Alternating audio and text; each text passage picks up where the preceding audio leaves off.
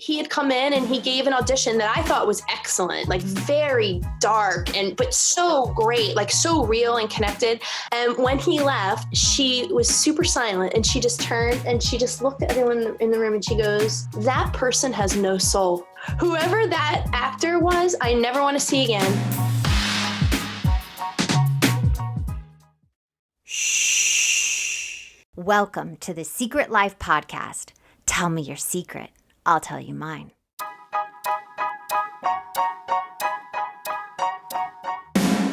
Sometimes you have to go through the darkness to reach the light. That's what I did. After 12 years of recovery in sex and love addiction, I finally found my soulmate, myself. Please join me in my novel, Secret Life of a Hollywood Sex and Love Addict, a 4-time bestseller on Amazon. It's a brutal, honest, raw, gnarly ride, but hilarious at the same time. Check it out now on Amazon.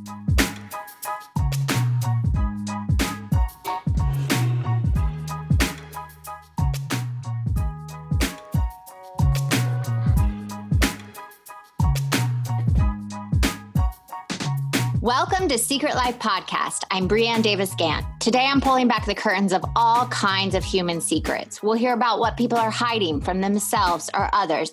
You know, those deep, dark secrets we probably want to go to our grave with, or those lighter, funnier secrets that are just plain embarrassing. Really the how, what, when, where, and why of it all. So my guest today is Claudia. Now, I have a question for you. Dun, dun, dun. What is your secret? Well, the secret that I had to carry with me for a bunch of years was that I was married to an actor and at the same time was also a casting director. So I had to kind of hide that fact for many, many years.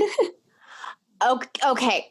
First of all, my first question when you said that is, did you guys meet in the casting room? I mean, where did you meet? No, we actually didn't. I met him through a friend at a barbecue. I had not been familiar with him at all. He had just done one TV show, so I didn't know him.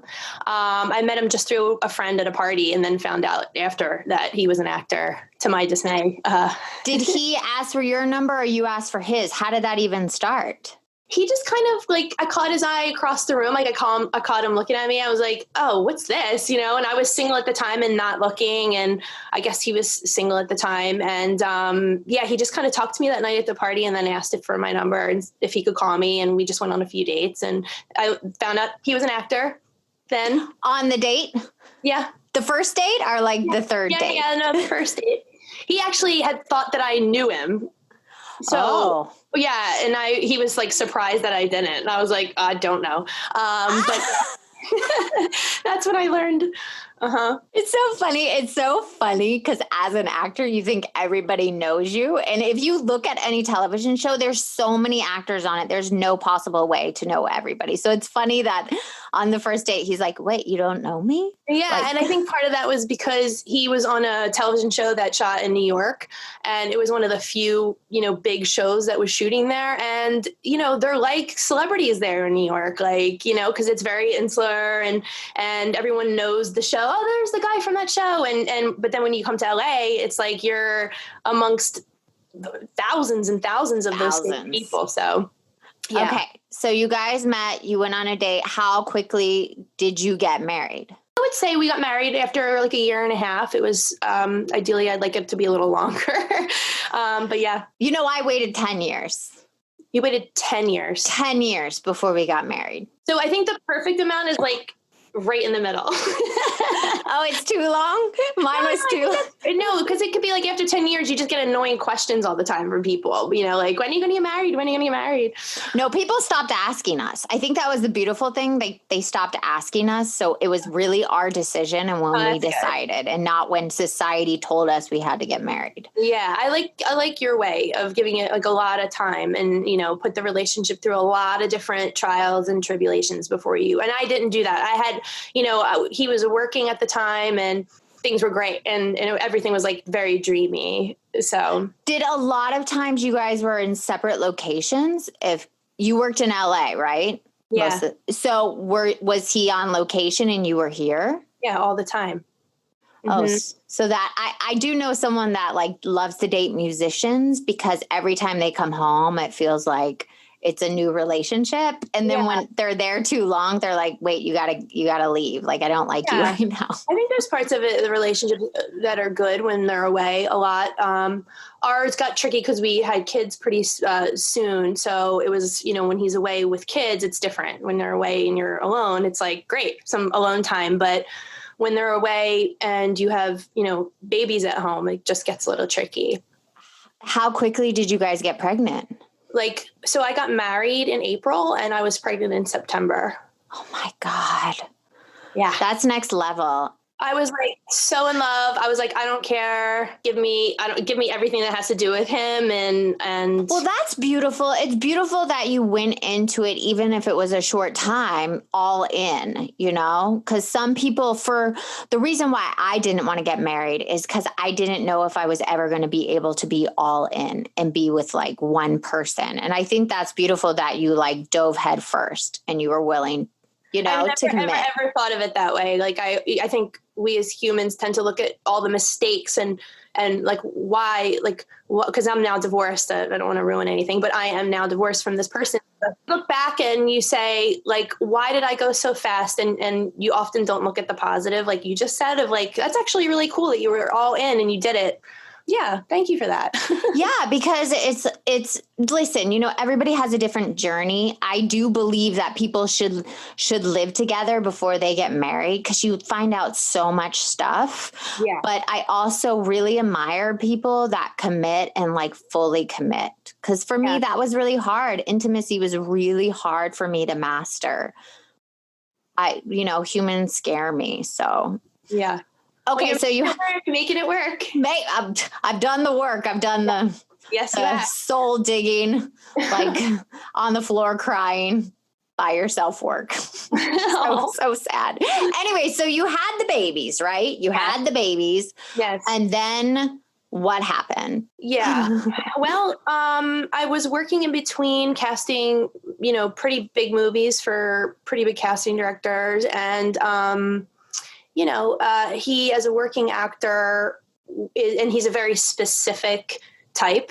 So, it's not like he's just like, early 30s, handsome leading man type. He was more, plays like a bad guy with a big heart. That's his type. And there's that type in so many movies.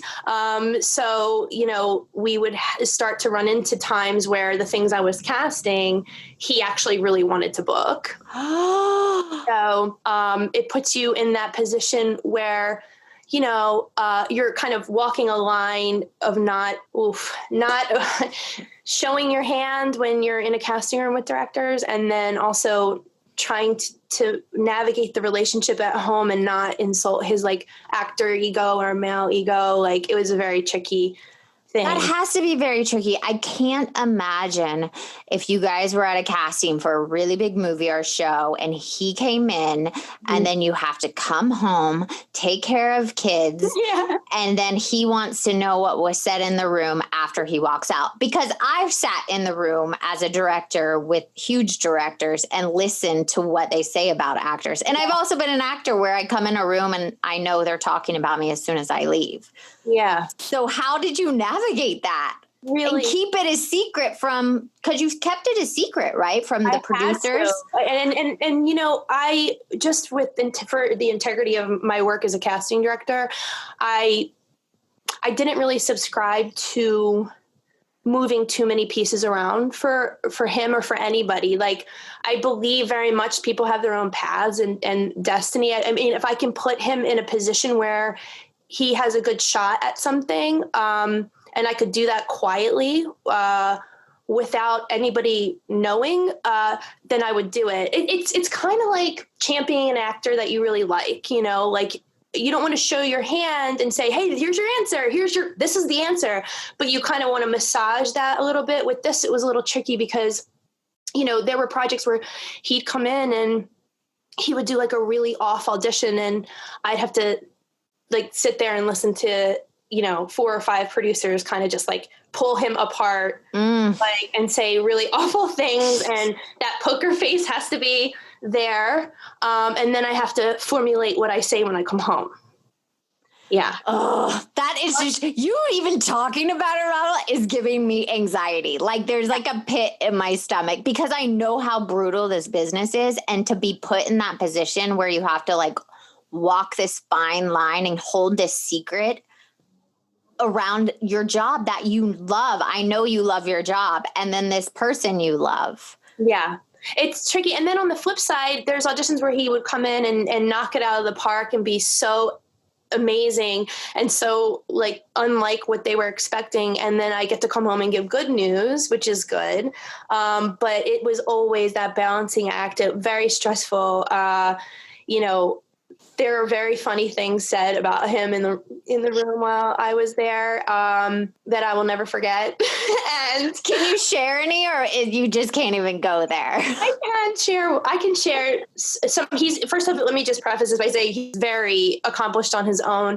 But I would try, like, if there was a role that like he didn't typically play, I would try and give him a shot at that so he could exercise that muscle. And would never tell the director or producers that he had come in and he gave an audition that I thought was excellent, like very dark but so great, like so real and connected. And like, that's just an objective viewpoint. I thought he did a really good job. And when he left, she was super silent and she just turned and she just looked at everyone in the room and she goes, "You're a show creator."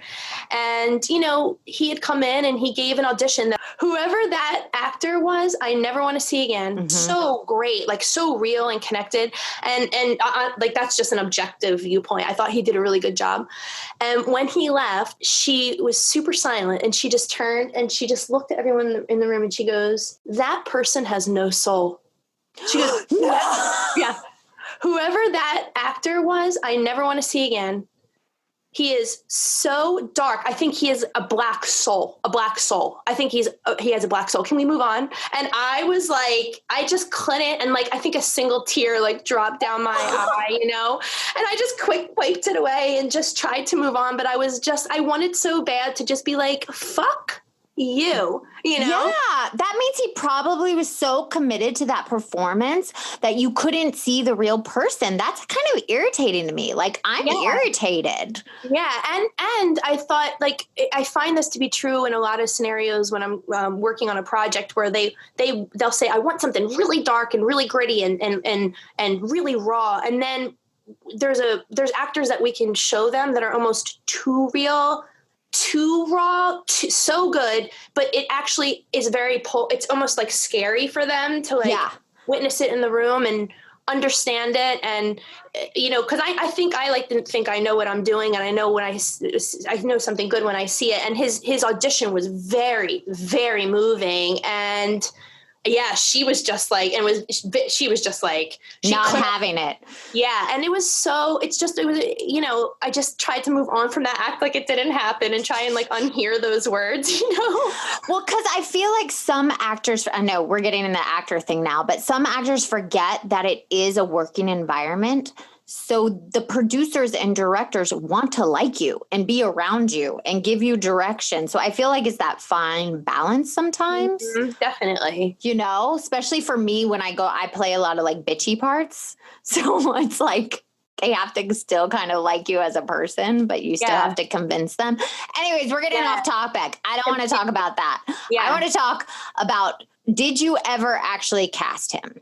I have cast him several times. Okay. So you guys worked together and it worked out in its way. And then obviously it did. Some of them, they wouldn't know. The director and producers wouldn't know if they. Oh, wait. So they wouldn't know the entire time? Uh-uh. You didn't even say after, okay, I didn't want to tell you. Mm-hmm. Oh my God. I did after the movies were wrapped. Like I would, sometimes the director would come up to me and be like, "I did not know that you were married to him. That would have been helpful if you would have told me." And I'm like, no, but I really wanted to, and I think what made it really hard is I really wanted him to get things on his own merit. So he could feel like, I think it's a different dynamic because it was a male actor and a female casting director. I think if it was a female actress and a male casting director, it wouldn't quite be this way. I think there's a male ego thing that's really there. And he's good enough to get them on his own. So I really would do like the bare minimum to like push him in. Like maybe I'll give you an example. Like if there's a movie, there's a good time for actors to be seen on a certain role just because other members are falling into place. And my producer and director's attention is now on that role. And that's the session that you want that person to be in. That's what I was able to do, is put him in that session. But beyond that, I would say nothing, let him do his own thing. I wouldn't give him notes, unless it was something that he actually really needed to hear. But otherwise, he would come in and do it. And I just would have to balance the rest of it. Oh my God. Yeah. Really hard when there was projects that he really wanted, like really bad, and probably should have had a better shot at, and that makes it a little hard. But yeah. You kept that secret. I mean, how long were you guys married for? Married for 7 years. Mm-hmm. Wow. So you kept that a long time. Mm-hmm. Did anybody else in the business know you guys were together? Or it just kept it like, everybody knew it was a secret? Well, I think his agents knew, for sure. And then just a select few people, but we would not advertise it at all because I think he was concerned. He didn't want people to say, like, point a nepotism finger at him, and rightly so, because people still do that. Oh no, I got, the producers wanted me for a movie Mark was directing, and we were in Albuquerque, and one of the day players came in and said, "Oh, you're the director's wife. Everybody in town is talking that you got the part because you're the director's wife." I was like, maybe because I've actually worked and I'm a good actress, but thank you very much. I got this. Like, they had to beg me to do it. And I was like, I know. And then you just like don't want to explain that to everybody or defend your position. Like, so yeah, it was always like, I was always very conscious of like making sure he felt like he did that, he did it, which he did. It's just those little things I can champion an actor and help him with. So did anything else crazy happen in this 7 years that, like, did you have to develop more secrets? Did things occur that, it was just stressful and maybe put stress on the relationship, and maybe this secret maybe put stress on the relationship? I don't know. Yeah, it would definitely put stress on the relationship. I think, you could say as much as you want, like there's no expectation as me as a casting director and him as an actor, but there is that expectation that it's not just the projects that I work on, but just in my circle, my professional circle of casting directors. Yeah. Everybody. My really close friend does like 15 shows and, so there's always that crossover and I always felt that pressure. And probably a lot of self-imposed pressure because I want something good for my loved one and really want them to win, thrive and win. But there's only so much I can do to maintain what I was speaking of earlier, that he actually feels like he did it, like from beginning to end. Is there anything crazy that happened? Nothing really crazy comes to mind. It's just like, when directors would find out that I was, with him, would always be like a funny, discovery. Some directors would be like, "I am personally insulted that you didn't tell me," and it just made me feel good at the end of the day that we did it the right way, Oh, I love that. Yeah. So do you think this benefited anybody, keeping this secret so private for 7 years, or harmed anybody? I think it was really the best way to do it because it, this business is so small, so small. The producer you work with one day is doing, if they're working in the business, I always say, if they're working in the business, the working part of this business is very tiny. Very. The stuff, there's so many actors, so many producers, but the working actors and the working producers, I feel like is very small. I think at the end of the day, keeping the secret was a really good decision. But you did say, I have to go back, and you did say it might have harmed the relationship. Because there's something about, and I'm just going to call you out on it, there's something about not living your authentic self and your reality and hiding that part of yourself. Because I know you, and I know your career is really important to you. So hiding that is a big part of your life hiding, right? Yeah. It's all a fear-based hiding, like not able to share feedback with him because I'm scared of his reaction.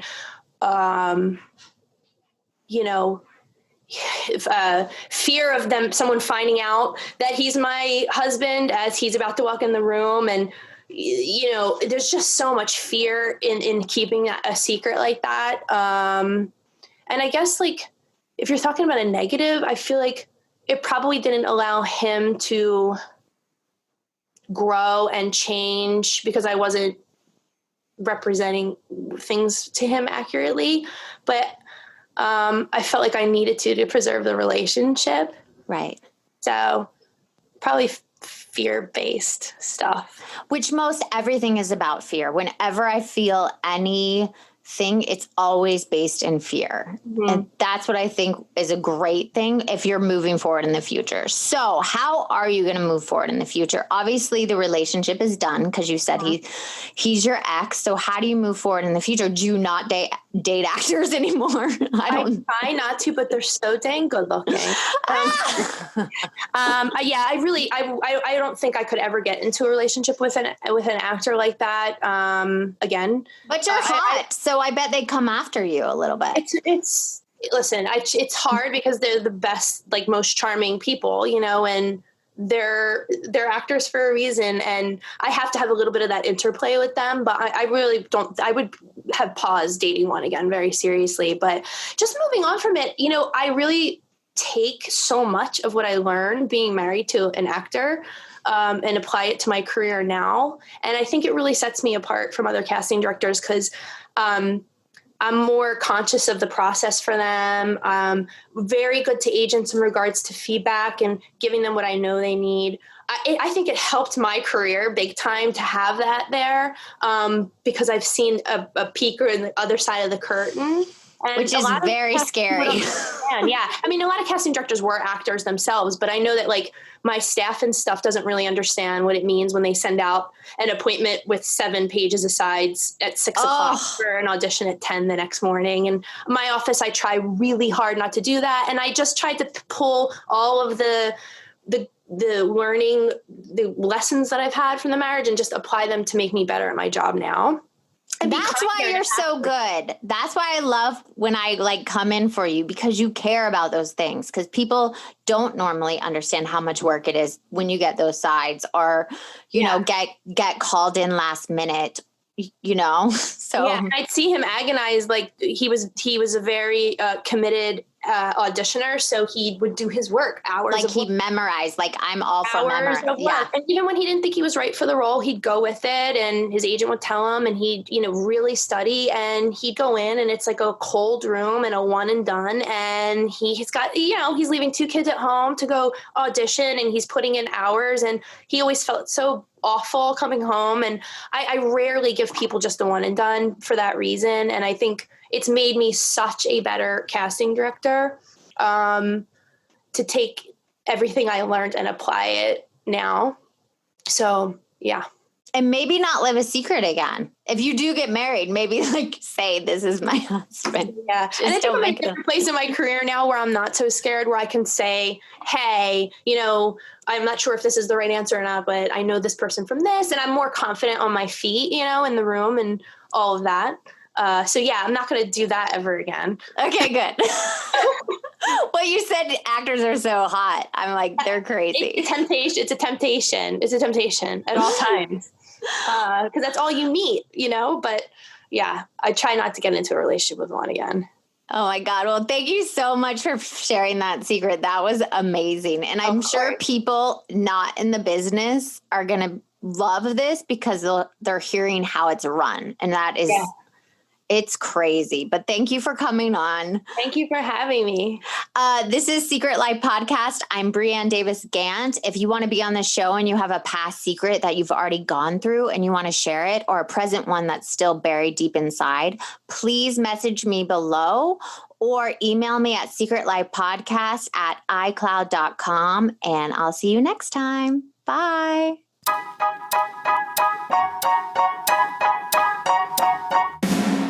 Thanks again for listening to the show. Please subscribe, rate, share, or send me a note at secretlifepodcast.com. And if you like to check out my book, head over to secretlifenovel.com or Amazon to pick up a copy for yourself or someone you love. Thanks again. See you soon.